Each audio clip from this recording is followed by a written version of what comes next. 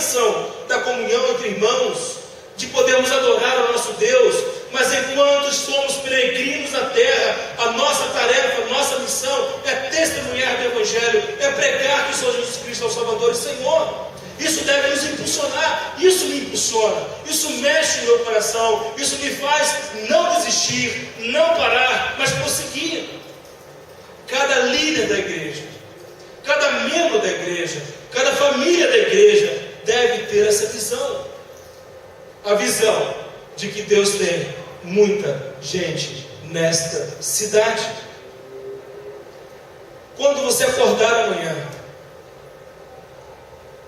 quando você for para o seu trabalho, cada pessoa que você encontrar, cada pessoa que você vê na rua, cada pessoa com a qual você se relaciona, são pessoas que Deus tem por visão alcançar, e nós temos que ter essa compreensão, essa visão. Meus amados irmãos e irmãs, eu não vejo a igreja de Jesus como um grupo inexpressivo de pessoas, mas vejo a igreja, a primeira igreja batista, a nossa igreja, e também assim o meu coração para as demais igrejas evangélicas. Nós não somos exclusivistas, mas o que eu vejo para a nossa igreja é que a igreja de Jesus ela é poderosa, a igreja de Jesus ela é militante, a igreja de Jesus Cristo ela é a atuante família de Deus na terra para transformar vidas e famílias. A visão que Deus deu à nossa igreja, qual que é? Qual é a visão que Deus nos deu?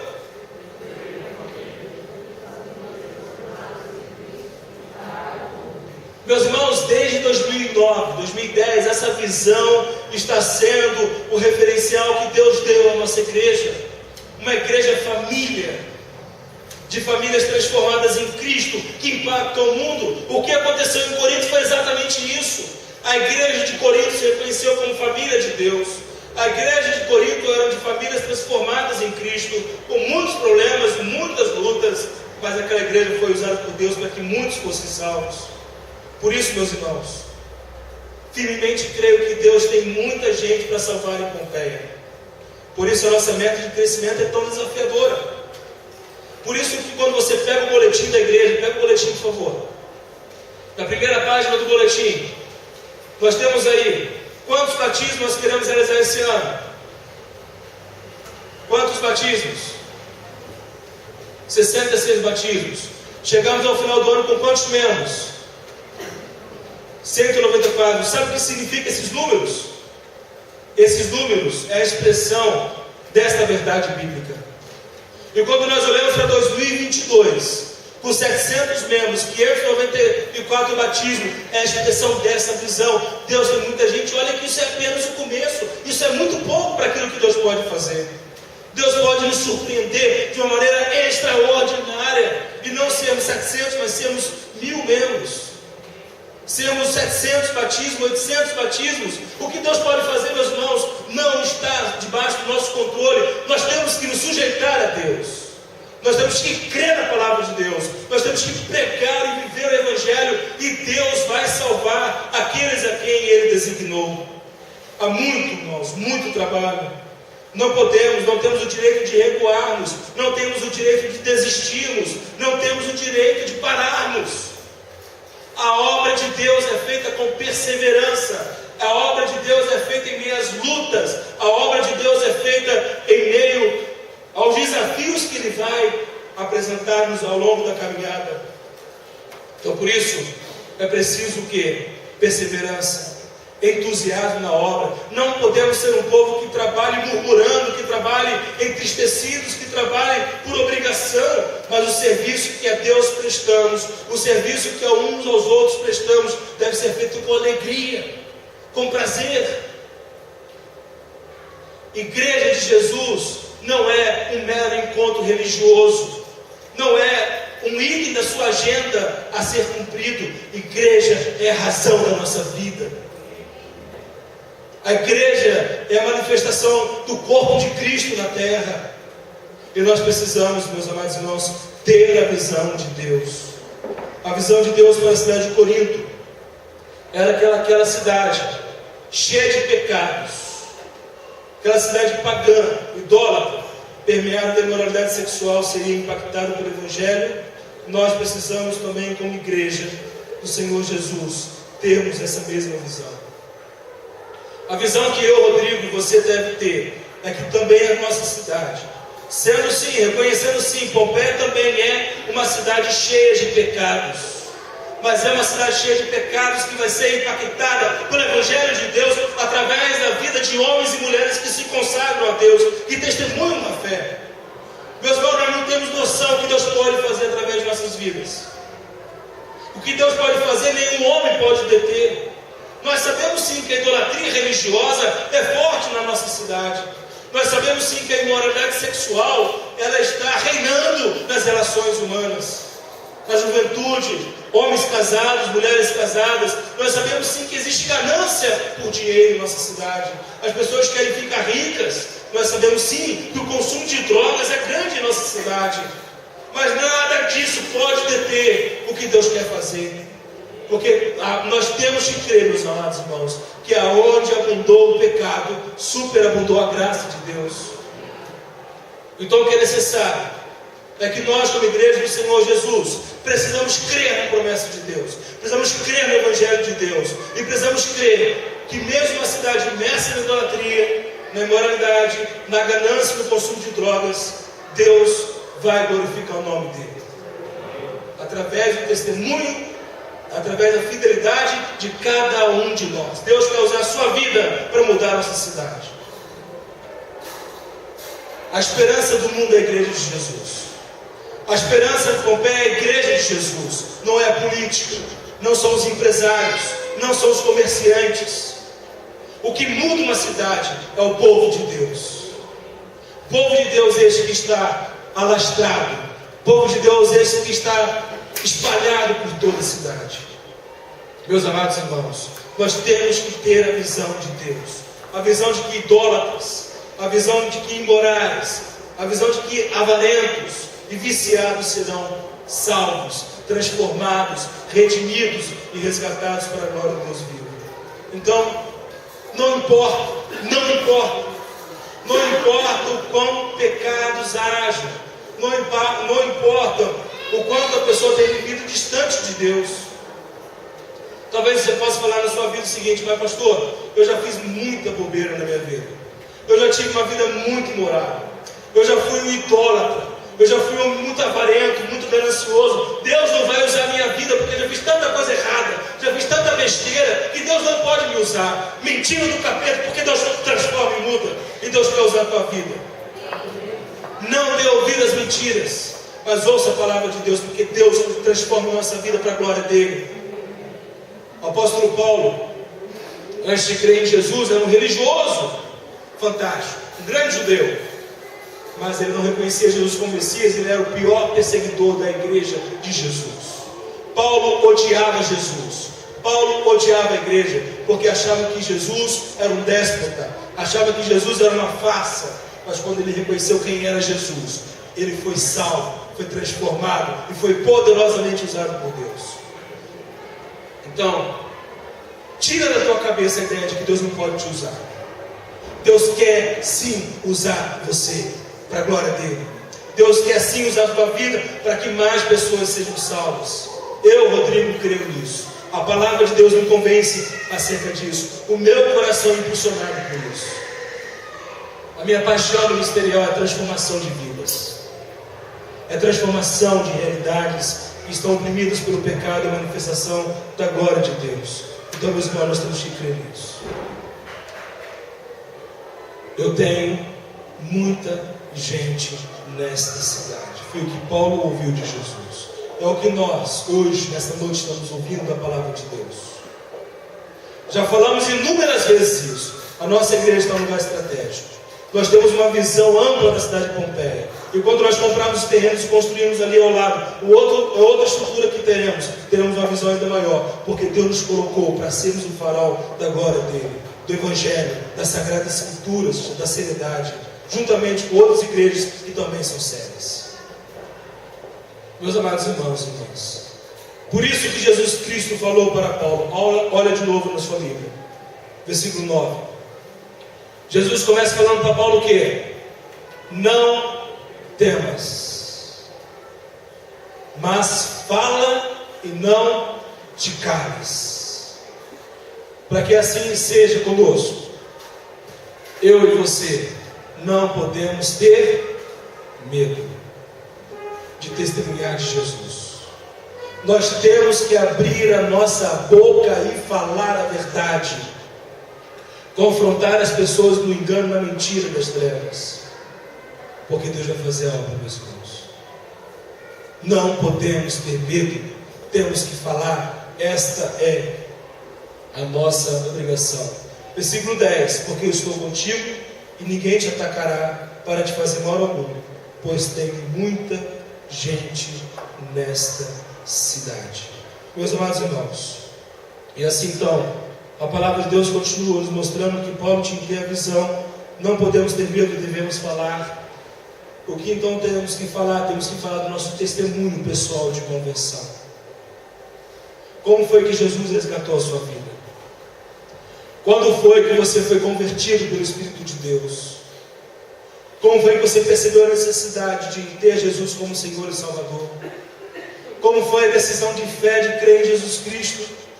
E não somente saber contar o seu testemunho de conversão, mas é necessário também que nós saibamos apresentar o plano de salvação.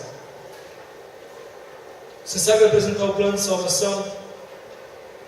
Se você não sabe, nós temos como igreja ensinado isso. Venha participar da escola bíblica dominical, venha participar da escola da família, porque nós estamos ensinando constantemente, diariamente. E sabe uma coisa que é belíssima? À medida que a igreja compreende essas verdades de Deus e começa a viver, nós vamos viver aquilo que aconteceu em Atos. Quando que havia conversões no livro de Atos? Quais dias da semana? Todos.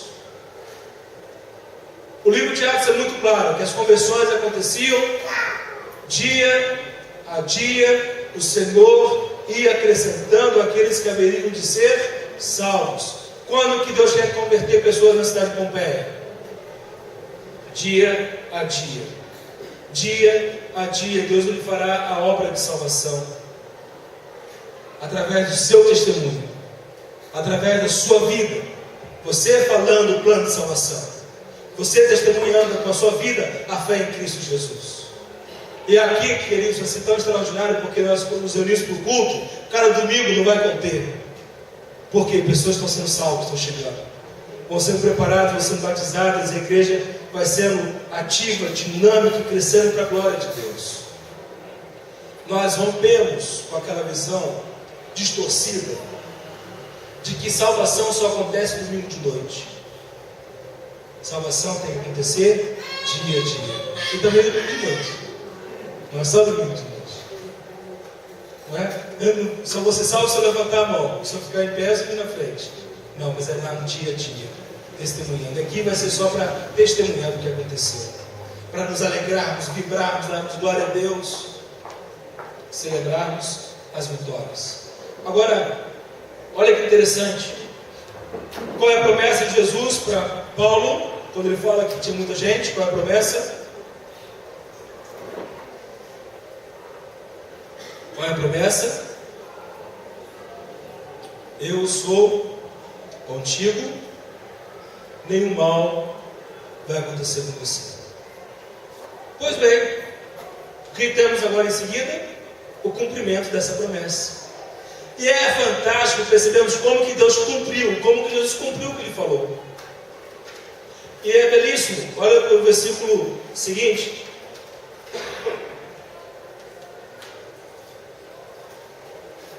Versículo 12 a 18. O que acontece aí? Os judeus estão revoltados. E eles levam Paulo para o procônsul, autoridade romana naquela cidade, procônsul da Caia. E então os judeus ali naquele momento, eles querem fazer uma acusação de que Paulo está suscitando uma religião ilícita do Império Romano. Os judeus queriam que Paulo fosse castigado pelos romanos, e de modo tal que ele fosse proibido pela lei romana de não pregar mais o Evangelho. Não seria uma mera ação de judeus, mas seria o próprio império contra Paulo. Essa era a estratégia deles. Colocar o Império Romano contra Paulo. Não somente mais os judeus. Mas o que Galo faz? Sabe aquela música, Tô Nem Aí? Foi isso que Galo fez. Tô nem aí. Se fosse alguma coisa importante, mas olha, isso é questão de nome, é questão de Deus, você resolve isso daí, para mim isso não tem valor. O que Galo faz ali é permissão para que Paulo continuasse a pregar. É o próprio Império Romano dando proteção a Paulo. A estratégia, o desejo dos judeus era que Paulo fosse perseguido pelo Império. Mas o que? Paulo é protegido pelo Império. O que nós temos, meus amados irmãos, é que Deus promete e cumpre pelo meio que Ele quer. Deus protegeu Paulo usando a própria lei de Roma. Isso é algo extraordinário.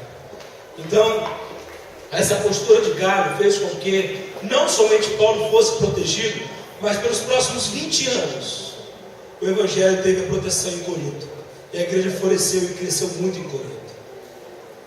E o que acontece com aquele que substituiu Crispo?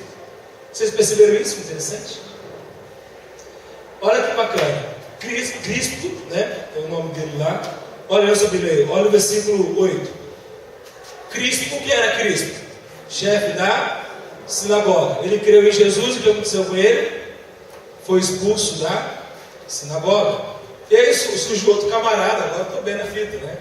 Crispo saiu, agora eu vou ser o cara da sinagoga. Surgiu o novo chefe da sinagoga. Quem era o novo chefe? Sóstenes, se deu mal. Por quê? Levou o couro. Não é? Olha aí essa Bíblia. Versículo 17. Então todos agarraram Sóstenes, que substituiu Crispo, chefe da sinagoga, e o espancaram diante do tribunal. E Galho não estava nem aí. E Galho não se importou com nenhuma dessas coisas. Meus amados irmãos, o que é lindo e extraordinário na palavra de Deus é conhecermos as promessas de Deus e ver que Deus cumpre as suas promessas. O que nós temos como igreja, precisamos confiar nas promessas e na proteção de Deus. Nós precisamos realmente confiar que enquanto nós estamos testemunhando o Evangelho, nós estamos debaixo de uma graça de Deus tão especial, de um mover do Espírito Santo de Deus, porque quando você está falando de Jesus para uma pessoa, o Espírito Santo de Deus está movendo o coração daquela outra pessoa. Quem é que convence do pecado, da justiça e do juízo? É o Espírito Santo. Nós somos o quê? Transmissores, nós transmitimos a mensagem do Evangelho. Mas quem está fazendo a obra é o próprio Deus. É verdade sim, que muitos haverão de sofrer por causa do Evangelho, mas há uma promessa de Deus de proteger-nos. E é exatamente o que Jesus fala na grande comissão. O que ele fala na grande comissão? E eis que estou convosco todos os dias até a consumação dos séculos. É uma promessa de proteção. Meus amados irmãos, temos que desfrutar da proteção de Deus. Sim, também temos que estar conscientes que quando Deus permitiu o sofrimento por causa do testemunho de nossa fé, Ele já tem um propósito maior em nosso sofrimento. Os sofrimentos que advêm a uma vida fiel ao Evangelho, ao testemunho da fé, é para a glória de Deus. Porque Deus até mesmo usa o sofrimento para que aqueles que são incrédulos, ao olhar para a nossa postura diante do sofrimento, sejam tocados por Deus. É verdade que dói. É verdade que muitas vezes nos sentimos injustiçados. É verdade que muitas vezes nos sentimos escarnecidos. No entanto, Deus está sendo glorificado. Vocês conhecem a história. Vocês sabem de tudo quanto Paulo sofreu por causa do Evangelho. E o próprio apóstolo Paulo fala: aqueles que querem viver uma vida piedosa serão o quê? Perseguidos, não é? Nós sabemos que Paulo, ele foi perseguido, ele sofreu, ele foi apedrejado até parecer que havia morrido, não chegou a morrer, não é? Que não morreu apedrejado, mas parecia que ele estava morto. Vocês se lembram disso nessa série. Meus amados irmãos, nós precisamos compreender que até mesmo nos sofrimentos que sobrevêm em nossas vidas por causa do Evangelho, Deus quer usar o sofrimento para a glória dele. E pessoas que não creem em Jesus, serão alcançadas em meio aos nossos sofrimentos. Deus tem um bom propósito também no nosso sofrimento. Tertuliano foi um grande teólogo da igreja no segundo século, início do terceiro século. Ele vai dizer uma frase que ficou marcada na história. Ele disse que o sangue dos mártires é a semente da igreja cristã. O sangue dos mártires é a semente da igreja cristã. Mediante tudo isso, meus irmãos, que estamos ouvindo nessa noite, que estamos compreendendo que Deus sempre traz desafios novos aos seus servos. Deus nunca permite que a nossa vida permaneça no estado de acomodação. Deus sempre nos desafia a avançarmos. Deus sempre coloca diante de nós situações para que venhamos crescer na fé, amadurecer nosso relacionamento com Ele e testemunharmos o Evangelho. Deus sempre traz novos desafios. Eu pergunto a você, que desafios Deus tem colocado diante da sua vida hoje, que precisam ser superados? Deus nos tem dado o desafio de impactarmos Pompeia com o seu Evangelho. Nós sabemos que em Pompeia são mais de 17.000 pessoas não salvas. Segundo o Evangelho de Deus, são mais de 17.000 pessoas que, se morressem hoje, já morreriam condenadas ao castigo eterno. É o que a Bíblia diz, e eu creio nisso. O inferno não é a história da carochinha, é uma realidade eterna, de sofrimento, da manifestação da ira de Deus. Então nós precisamos levar isso com muita seriedade, porque eu creio, sinceramente creio, que Deus não quer salvar poucas centenas em Pompeia, mas Deus quer salvar milhares em nossa cidade. Nós precisamos assumir a nossa postura, o nosso dever. Então eu pergunto a você, como Deus quer usar a sua vida? Como Deus quer usar a sua vida? Você já parou para perceber que Deus quer usar a sua vida através do investimento dos seus recursos financeiros? Deus Ele quer usar a sua vida através do tempo que você usa para o estudo da Bíblia. Você está investindo tempo, você está investindo energia, você está investindo o quê? Momento de estudo. Deus quer usar isso. Deus quer usar o seu dízimo, a oferta que todos nós dedicamos. Ele usa isso para a glória dele. Como Deus quer usar a sua vida? Através da perseverança. Nós não podemos abandonar o barco. Nós não podemos desistir. Nós não podemos olhar para trás. Nós não podemos recuar. Nós não podemos parar porque estamos passando por lutas e sofrimentos. Nós não podemos parar porque as pessoas estão nos rejeitando. Nós não podemos parar porque as pessoas estão rindo na nossa cara. Nós temos que perseverar, continuar testemunhando, continuar falando do Senhor Jesus. Como Deus quer usar a sua vida? Deus quer que você tenha a visão dele. E a visão dele é: tenho muita gente em Pompeia. Paulo ouviu isso de Jesus. Tem muita gente em Corinto. E nós estamos ouvindo nessa noite Deus falando para nós por meio da sua palavra: Deus tem muita gente para salvar em Pompeia. Agora imagina o privilégio de Paulo. Foi um grande instrumento de Deus para salvar milhares de vidas. E você também pode ser esse instrumento. Deus também quer usar a sua vida para que milhares sejam salvos. E como Deus quer usar a sua vida, proteger a sua vida. É proteger a sua caminhada. Não podemos ter medo, irmãos. Não tenha medo. Você precisa realmente confiar na proteção de Deus. Ele não vai nos desamparar. Deus pode sim permitir o sofrimento, mas Ele terá um bom propósito no sofrimento. Então nessa noite, em nome do Senhor Jesus, eu quero que você se coloque diante de Deus e aceite o desafio. Fala: Deus, eu aceito o desafio. Então, o hino, né, pastor Rodrigo, a gente cantava antigamente: eu aceito o desafio, viverei por Cristo Jesus. Eu não me recordo tudo agora. Esse hino tem tudo a ver com essa mensagem. Deus desafia você para que a mensagem do Evangelho seja proclamada. E que nós, como Primeira Igreja Batista de Pompeia, sejamos uma igreja que ama a Deus. Como Primeira Igreja Batista de Pompeia, sejamos uma igreja que ama os perdidos, que ama a obra missionária, que ama o povo, a igreja de Deus. Meus irmãos, porque vai ser lindo. À medida que nós, no dia a dia, na sua casa, no seu trabalho, na sua rua, você vê as pessoas sendo convertidas. Vamos orar? Quero convidá-lo a colocar sua vida diante de Deus. Quero convidá-lo a você se consagrar a Deus nessa noite. Não deixe simplesmente essa mensagem passar pelos seus ouvidos. Não volte para casa como se nada fosse para você. Mas tudo que você ouviu nessa noite é para a sua vida. É para a nossa vida. É para a minha vida. Santo Deus, Pai eterno, nós te louvamos, ó Pai, porque de geração em geração o Senhor tem manifestado a sua graça e misericórdia.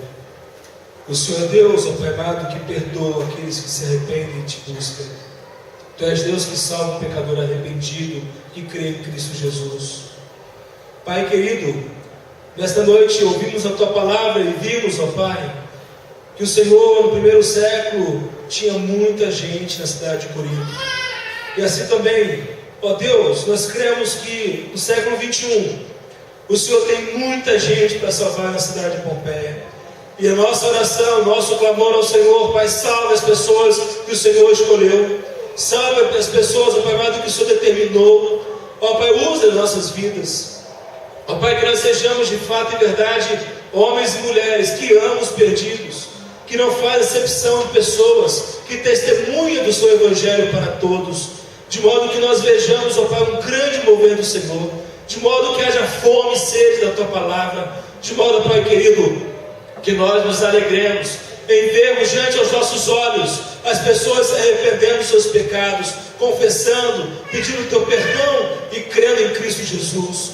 Ó Pai, que essa não seja somente a minha experiência de vida, que não seja somente a experiência de vida do pastor Rodrigo, que não seja somente a experiência de vida do pastor Neymar, mas Deus, eu rogo ao Senhor que seja, Pai, a experiência de cada membro desta igreja, de cada pessoa que o Senhor vai salvar, ó Pai, por meio desta igreja, de modo que o Teu nome seja glorificado, Deus.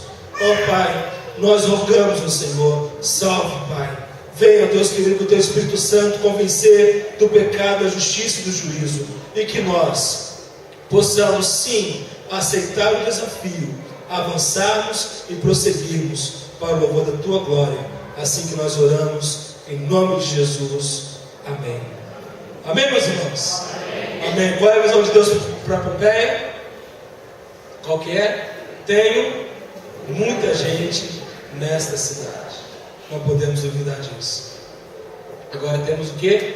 Muito trabalho pela frente. Então, prossigamos nisso. Vamos louvar o Senhor. Quero chamar a equipe de cânticos aqui.